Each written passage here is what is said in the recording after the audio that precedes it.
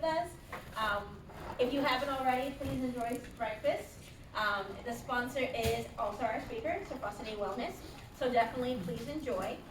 Before we get started, I do have one announcement for you all. We do have our 25th anniversary party coming up here in just a moment. It will be on November 29th. And if you could, please RSVP. It'll be at the Urban District Market. So please come out and please come and celebrate with us. Our speaker today is Surfacity Wellness. We have Rosie Crumpton, who is a health coach and owner of the company. She will be speaking today on the mind and body and its connection to stress. Thank you. Good morning, everybody. Good morning. How's everybody today? It's good. Are you enjoying breakfast? It's good. Yes, it's delicious. Yes. Yes. Good. Okay. Well, the breakfast is from Collective Cafe. Before I had my office where I am now, and I worked from home. Collective Cafe was my away from home office. I love it. It's delicious. So please support. There's cards up there. So if you like it, be sure to give them a call. But anyway, before we get started, do we have a little clicker so that I can kind of click through? No? Okay. So I'm gonna go to the clicker. That's a card. No, It's all guys in terms of need to take with our couple setups. it happens. It is what it is. So you just tell me where to click for the next one. Alright, I can handle that. Alright, so before we get started on this very, very important topic, I would like to invite you to take just 60 seconds with me and just kind of get present, right?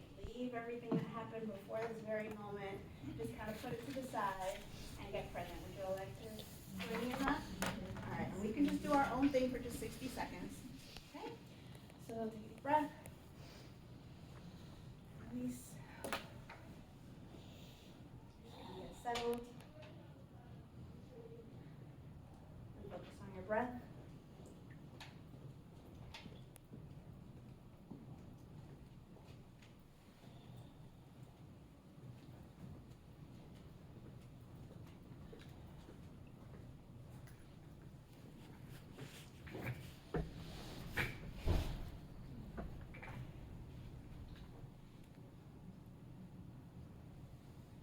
And as our short practice comes to a close, just continue to focus on your breath. Wiggle your fingers, wiggle your toes. Take another deep breath. Exhale. And when you're ready, gently open your eyes and bring your attention back to the room. All right. So today we're going to talk about the mind-body connection and its relationship to stress. This is such a timely topic because this time of year it is known for stress to go up, for anxiety to go up, for all kinds of like negative emotions to increase. Depression goes up at this time of year. There's actually this season is called SAD, it's known for SAD or winter blues, right? And so this time of year is just extra important to take extra careful care for ourselves.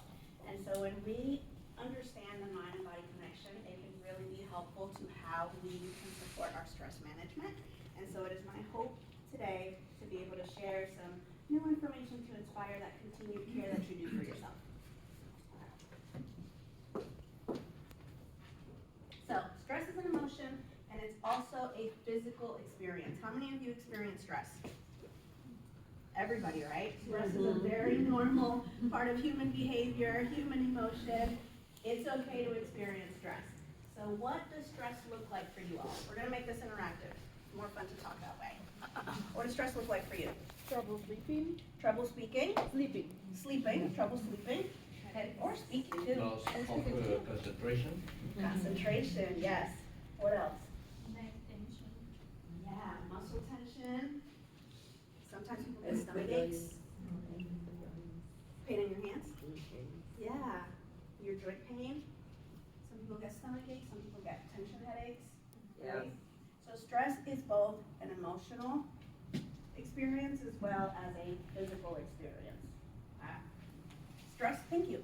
Stress starts in the brain, and then it moves to the rest of our body, right? Our minds and our bodies are connected. When there's a stressful event, it starts in the amygdala, which is the part of our brain that's known for emotional processing. And then it shoots a distress signal over to the hypothalamus. And the hypothalamus, which is the brain's control command center, then it communicates it to the rest of our body using our nervous system, which has two components, the sympathetic nervous system and the parasympathetic nervous system. How many of you have heard of this? Yeah. All right, so the sympathetic nervous system is it communicates the fight or flight, right? There is a problem going on and there's danger. We need to do something about this. And the parasympathetic nervous system is the one that communicates rest and calm and digest. And so it's the one that kicks in after the sympathetic nervous system has done its thing for us. So when there's a stressful event that happens, our sympathetic nervous system is the one that's activated.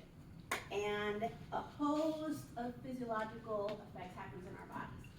So adrenaline pumps up, and it shoots up all kinds of, like it pumps up blood to our heart, it pumps blood to our muscles, it pumps blood to all the other vital organs. And so our heart rate goes up, our blood pressure goes up, the way that we're breathing rises, and all of this happens within a matter of seconds. Some of us don't even realize that it's happening. When our bodies do this, it's perfectly okay.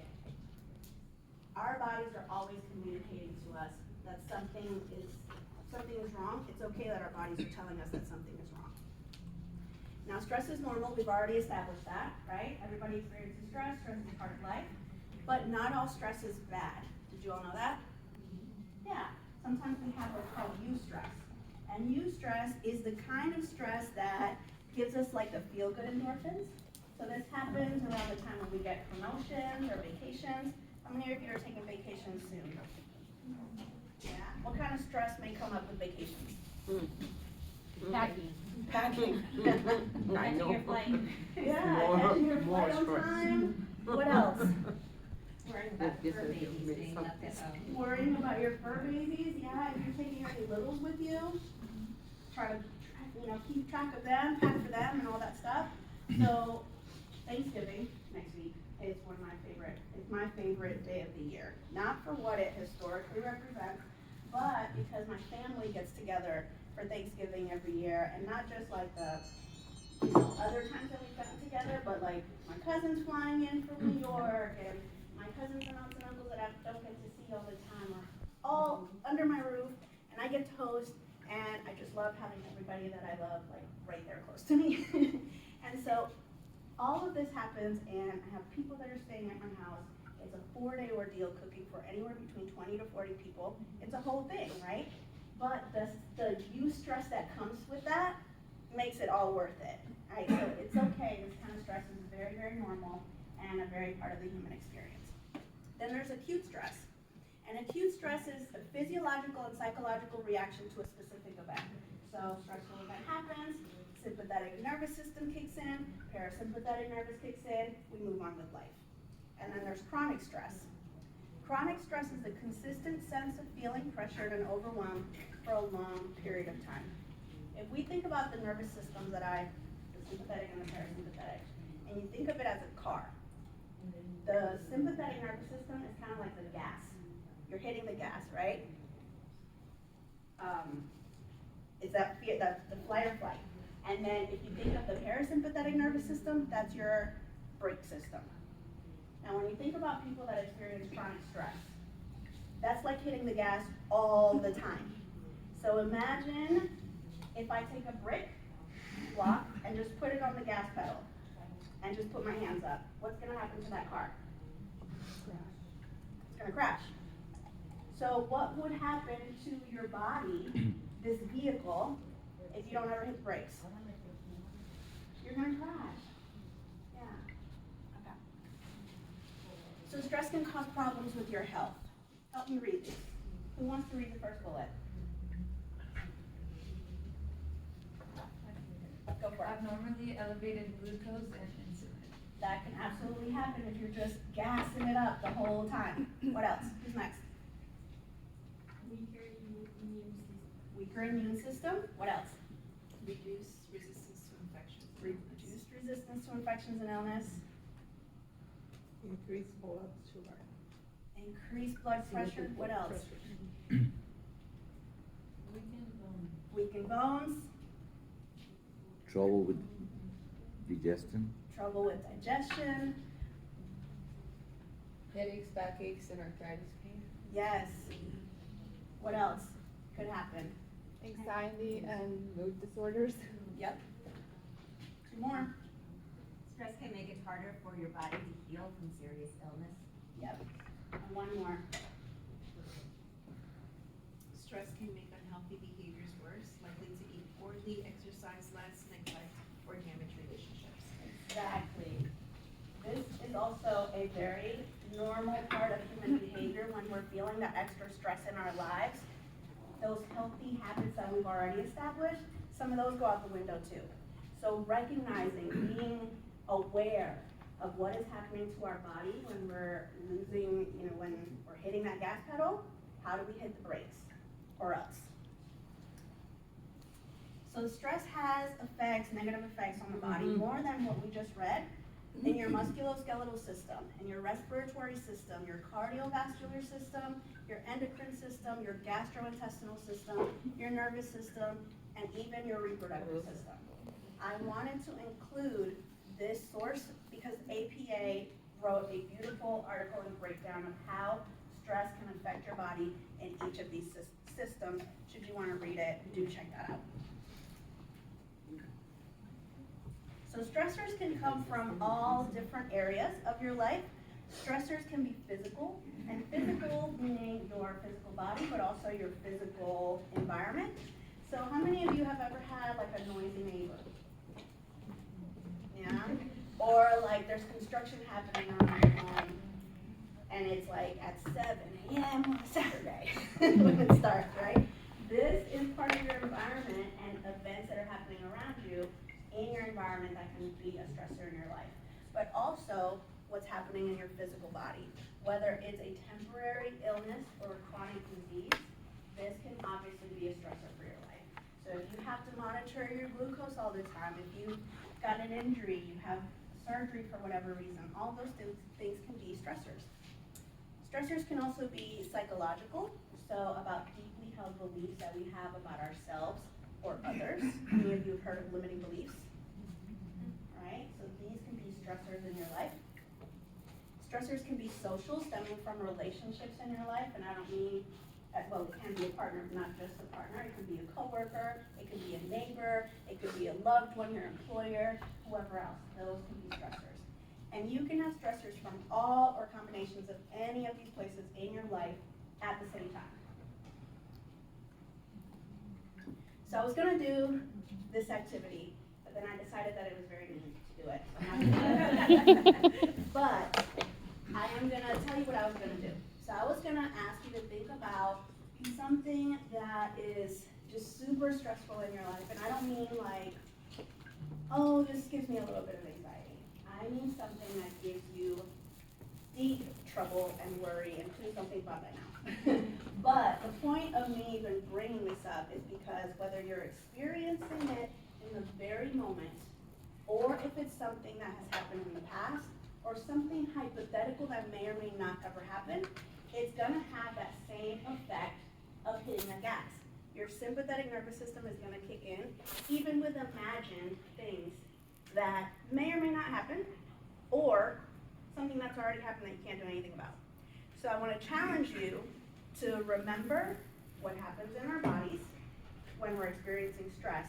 And next time you find yourself in that space, stop yourself and just think about like what's happening right now. My breathing is elevated, my anxiety, my worry, all those things that we said, that's how we experience stress. And then hit the brake to stop that from happening to your body. So I don't want to leave you with all this like burden, right? So you can do so many things to manage stress. I'm certain that this is not your first conversation about stress. And so I have some things on here for what you can do for stress management, but really I want to hear what you all already practice that works for you, because everybody has things that works for us and what works for me may not necessarily work for you. So I want to ask you all, what do you do to manage stress? And if there's something on here that you see that you do, feel free to call that out. So who wants to go first? What do y'all do to manage stress? Yes? Practice yoga. Beautiful. Beautiful. What else? Exercise. Yep. Very, very healthy. I watch cartoons. You watch cartoons? Yes. Very, so one of mine is watching stand-up comics. When you laugh, it releases those endorphins. And so I watch comics every day. Every day. What else? Music. Music, yes. That lights up and sparks up our brains in powerful ways. Painting. Okay, I'm learning new things about you. Okay. What else do y'all do? Podcasts, some healthy podcasts. We also have to worry about, yes, what we feed our bodies, but also what we feed our minds. So that comes into play with music, goes into play with podcasts. I do karaoke. People in our lives. Karaoke? Yes. I know, honestly, I like it. Dancing. No, but it I'm absolutely is relaxed. true. I Karaoke? feel so relaxed. Do you have a like go-to karaoke song? Like every time. I like Color Esperanza. Color Esperanza. Okay. Mhm. Nice. Yeah. So maybe I'll catch you at a karaoke. And it's bar. interesting because maybe for some people, if you invite them to do karaoke, they will have super high level stress because they feel uncomfortable. Yep. But for me, it's very relaxing. It's different. Exactly. Everybody has their own. Mhm. Exactly. What works for me may not work Yeah. for you, vice versa. What was that you said earlier? Dancing salsa. Dancing salsa. Yes. Oh, yeah. You're getting that energy out. Yes, I love it. And so you get to hear all these things. So the point of all this is collect as many tools as you can. That's part of our journey in existence, is collecting as many tools, because say I don't want to karaoke today, but maybe ask me in 5 years, that might be my outlet. Yeah. You know, collect as many tools, but the kicker is not just knowing what to do, but doing it. Yeah. So put yourself back in the car, got your foot on the gas, and your brain says, you gotta hit the brakes. Is it enough to just say you gotta hit the brakes, or you gotta hit the brakes? You have to hit the brakes. And so, do it.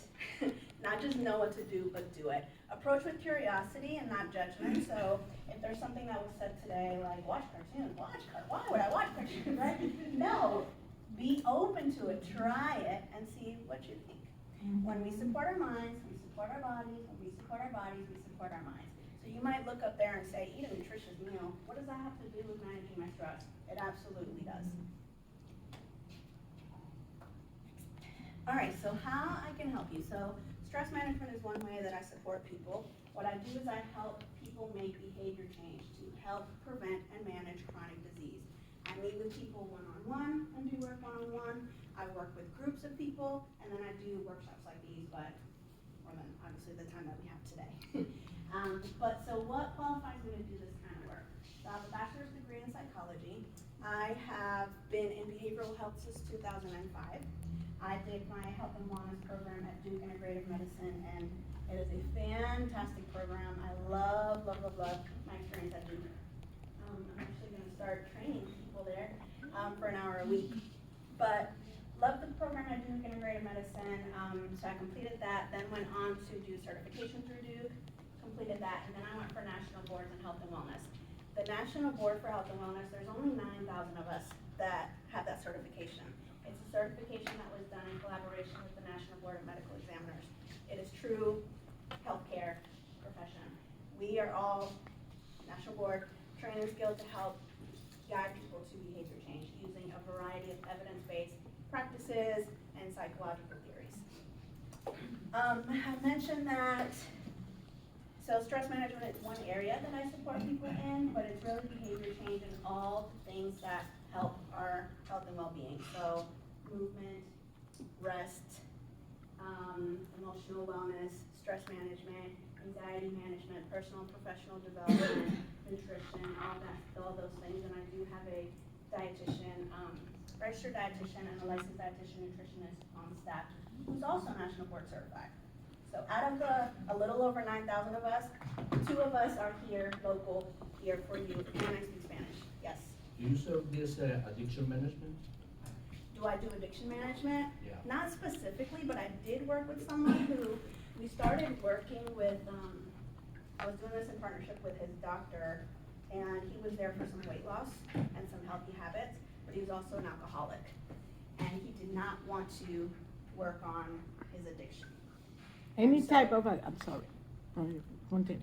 Okay, but working with his doctor, we did work on changing his behavior to decrease from the amount of alcohol that he was having to, decreasing that.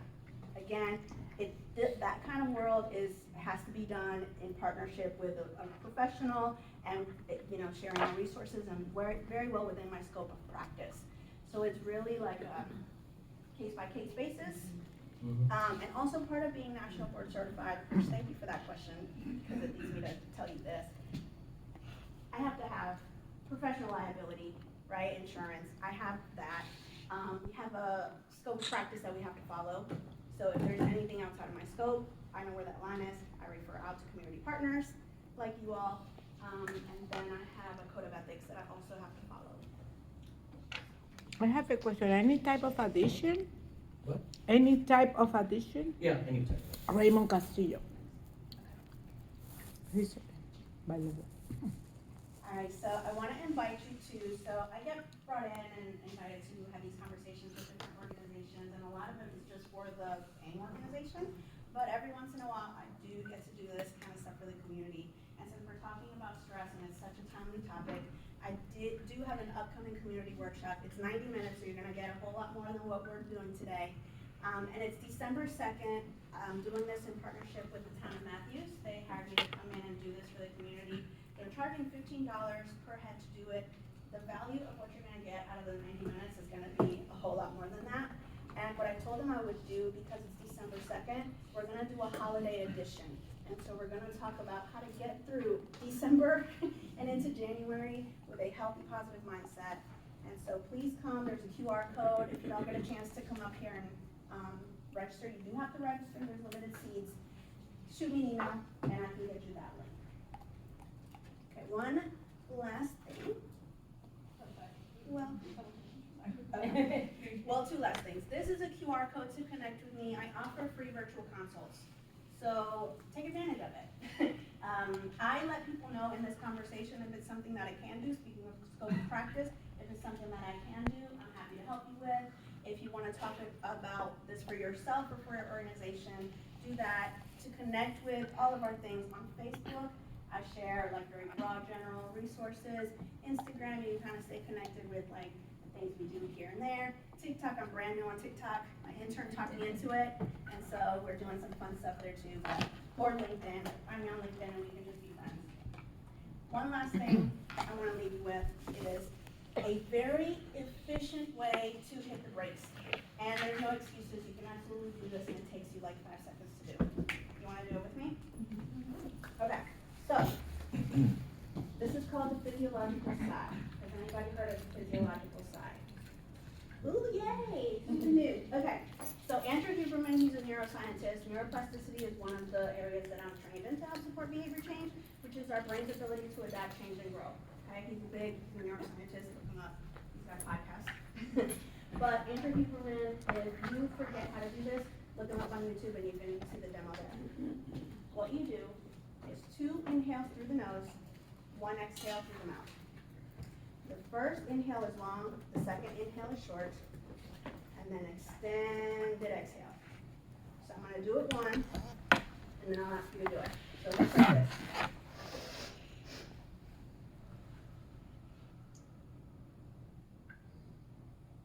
All right, do it with me.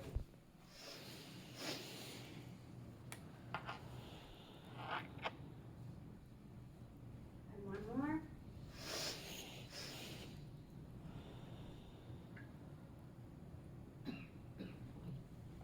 From 1 to no more than 3 of those, you've already activated your parasympathetic nervous system. You're already hitting the brakes. You can do that quietly. You can walk away from the stressful thing that's happening around you and be like, I need a minute. brand for yourself. Thank you all so much. Thank you. Do we have any questions for our speaker? The free console, how do those work? Virtual. So you can sign up, I think, so you have this will take you to my website and you just fill out a little form. I can also give you the link to my calendar and you can just pick the slot that works for you. For a patient or? Yep, so just, for that specific link, text me or email me, all the info's through that, Okay. and I'll send you that link. I'll also put the flyer back up, I think I saw a couple people try to take pictures of this. I'll wait until I don't see any phones.